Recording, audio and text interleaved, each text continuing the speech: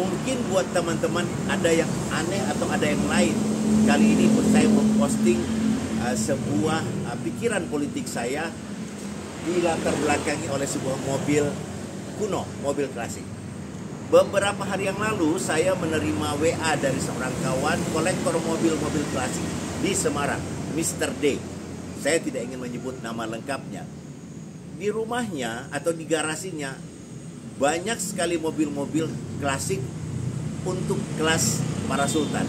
Dari sekian banyak mobil itu, ada 2 mobil VW Battle yang dia punya. Satu di antaranya adalah VW Battle tahun 74 yang juga pernah dimiliki oleh seorang petinggi di negeri ini, dan kemudian Mr. D memilikinya dan dia berikan kepada saya sebagai hadiah. Saya tanya, mengapa Anda memberikan ini kepada saya? Rupanya dia mengikuti hampir semua video-video saya yang selalu menyuarakan atau membangun kesadaran kolektif anak bangsa bahwa rusaknya negeri ini disebabkan oleh kewenangan partai politik yang sudah menjelma menjadi kerajaan. Mereka tidak bisa lagi dikontrol. Undang-undang di negeri ini semua mereka susun berdasarkan selera para elit. Kalaupun mereka melakukan revisi, semua untuk kepentingan elit.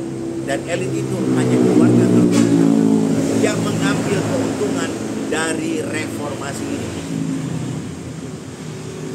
Kita perlu menyuarakan terus bahwa negara harus kita kembalikan kedaulatan berada di tangan rakyat.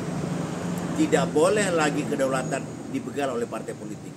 Setiap sesi politik, pilkada, pilgub maupun pilpres, kedaulatan rakyat diperdagangkan oleh elit-elit politik dan mereka lah yang mereguh keuntungan. Rakyat hanya bisa menonton. Mereka berselancar di atas kemewahan. Mereka berselancar di atas kekuasaan-kekuasaan yang tidak terbatas. Dan rakyat lagi-lagi tetap menderita. Padahal demokrasi menjanjikan kepada rakyat untuk menjadi pintu menuju kesejahteraan. Hari ini kita tidak menemukan itu. Maka perlu kita lakukan koreksi.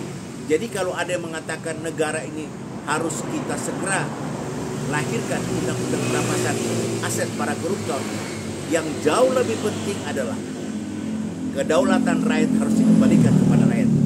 Banyak pasal-pasal yang kita bisa masukkan. Satu di antaranya, bagaimana rakyat itu berdaulat.